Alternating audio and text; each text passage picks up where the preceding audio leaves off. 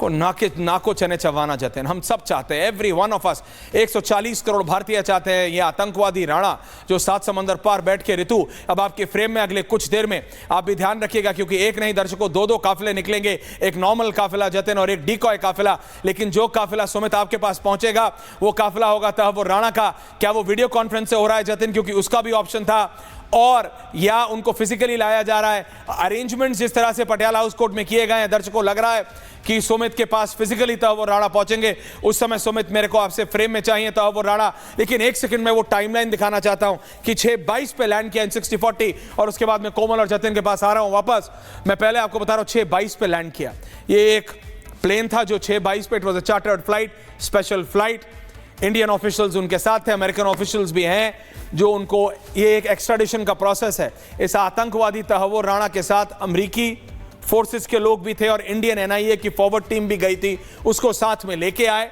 जब तक वो भारत की सरजमी पे लैंड नहीं हुआ, एयर स्पेस नहीं, सरजमी पे लैंड नहीं हुआ जमीन पे, तब तक वो अमेरिकन कस्टडी में था। उन्होंने हैंड ओवर किया।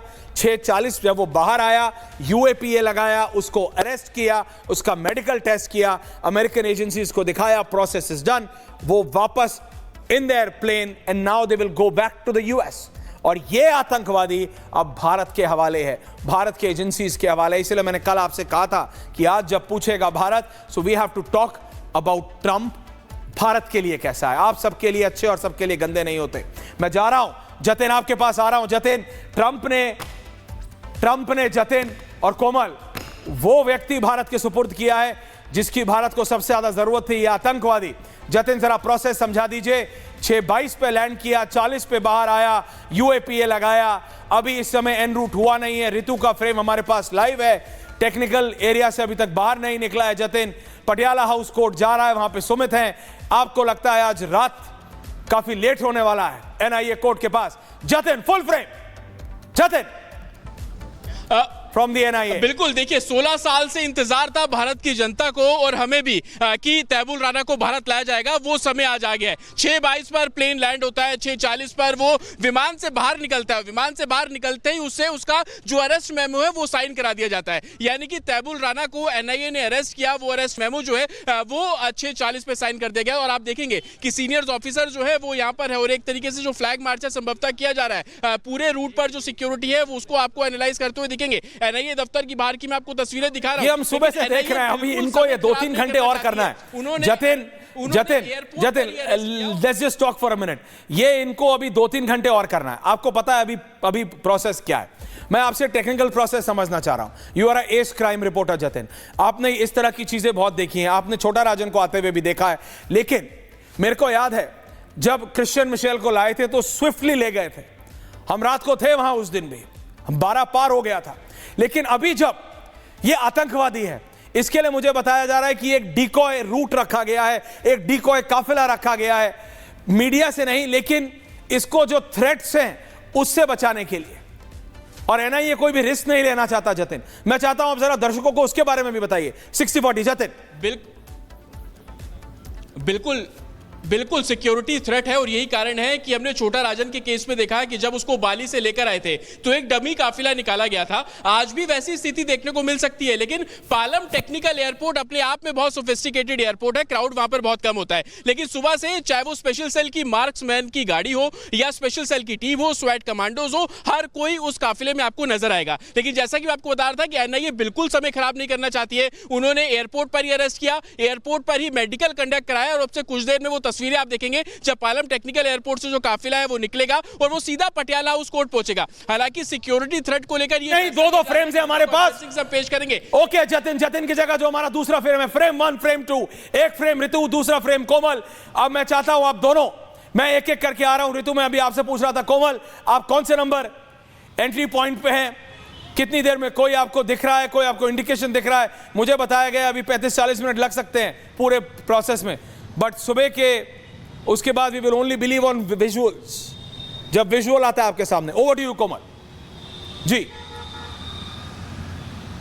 बिल्कुल ऐश्वर्या, देखिए 35 मिनट का समय बताया जा रहा है क्योंकि तमाम प्रोसेस जो है वो किया जा रहा है। लेकिन बात अगर करें तो मेरे राइट साइड में ये पालम एयरपोर्ट ही है और चूंकि ये तस्वीर जो मैं आपको दिखा रही हूँ ये रूट है, जो अभी तक जो जानकारी मिल रही है उसके अनुसार इस रूट को अपनाया जा सकता है क्योंकि आगे जहाँ पे मेन एंट्री पॉइंट है वहाँ से हम तस्वीरें दिखा रहे थे। जब तहव्वुर राना को लेकर के जाया जाएगा, काफिला लेकर के जाया जाएगा, तो जो जानकारी मिल रही है उसके अनुसार ये सड़क होगी जो यहाँ से सीधे जाएंगे और उसके बाद यहाँ से अगर आप राइट टर्न लेते हैं तो यहाँ से ये वसंत कुंज वाला एरिया होता है और वहां से होते हुए एनआईए के दफ्तर जो है वो तहव्वुर राना को लेकर के जाया जाएगा, भारी सुरक्षा के बीच लेकर के जाया जाएगा। और उस बीच देखिए जब ये काफिला निकलेगा तो यहाँ पे अभी जो आपको गाड़ियां नजर आ रही है, जो हमारे सूत्र दावा कर रहे हैं उसके अनुसार ये गाड़ियां यहाँ पे आपको नजर नहीं आएगी, ट्रैफिक जो है वो रुक जाएगी और फिर भारी सुरक्षा के टाइम लगेगा। उसका काफिला जो है मैं इससे पहले अपने एनालिस्ट से एक एक सवाल पूछूं। I am coming back to you. ये तो वो फ्रेम है।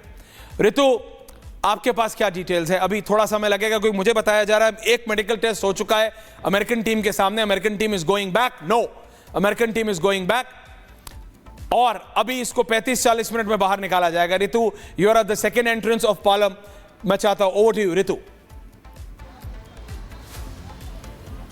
बिल्कुल, जिस तरीके से आपने ऐश्वर्या जिक्र किया है और अब कुछ ही वक्त बाद तहव्वुर राणा को यहां से लेकर जाया जाएगा। मैं आपको तस्वीरों के जरिए समझाना चाहूंगी। पंकज, जरा आप आगे आए और तस्वीरें दिखाइए। देखिए हलचल यहां पर किस तरीके से बढ़ गई है। पुलिस का ये जो काफिला है अब यहां पर देखिए गेट पर डिप्लॉय होना शुरू हो चुका है ताकि पूरी सिक्योरिटी।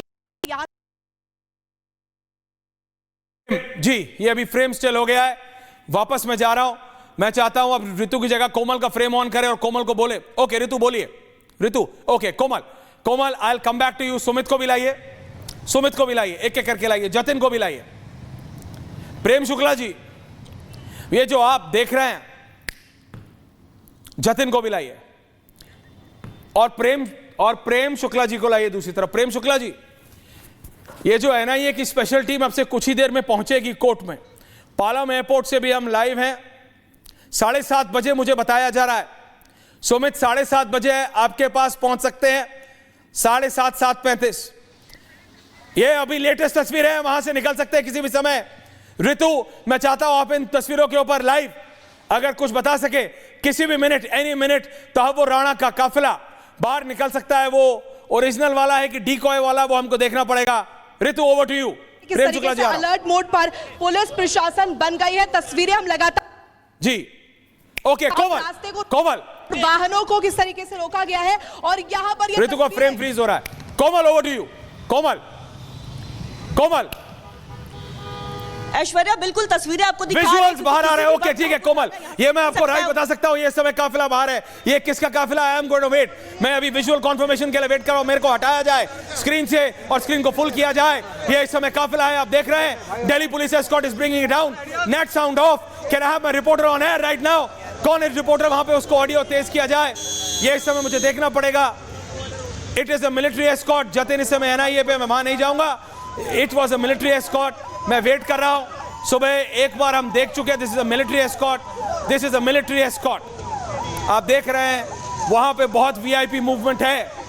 आप देख रहे हैं डोवाल साहब भी अलग मीटिंग ले रहे हैं। This is a military escort. ये मिलिट्री एस्कॉर्ट था। ये उस आतंकवादी तहव्वुर राणा से इसका कोई मतलब नहीं है। It is a military escort. वो टेक्निकल एरिया है, वहां से बहुत वीवीआईपीज मूव करते हैं। तो ऋतु और कोमल, क्या कहना है both of you on air, इससे पहले कि मैं प्रेम शुक्ला जी के पास जाऊं? वहां से जो भी काफिला निकले, कोमल और ऋतु, जब तक विजुअल कॉन्फर्मेशन ना हो तब तक हम वेट करेंगे क्योंकि सुबह हम राजनाथ जी के काफिले को, तहव्वुर राणा का काफिला पूरा मीडिया बता चुका है। So we have to be very careful about it. And अभी हमने देखा it is a military escort. Military escort में senior, we are being told that vice chief थे उस गाड़ी में। सो बहुत वीवीआईपीज निकलते हैं, समय लग सकता है, but we'll stay live. But Prem Shukla ji, एक बात जो साफ है वो ये है कि इस आतंकवादी को आपकी सरकार ले आई है। Kudos to you, kudos to your government, congratulations to India today.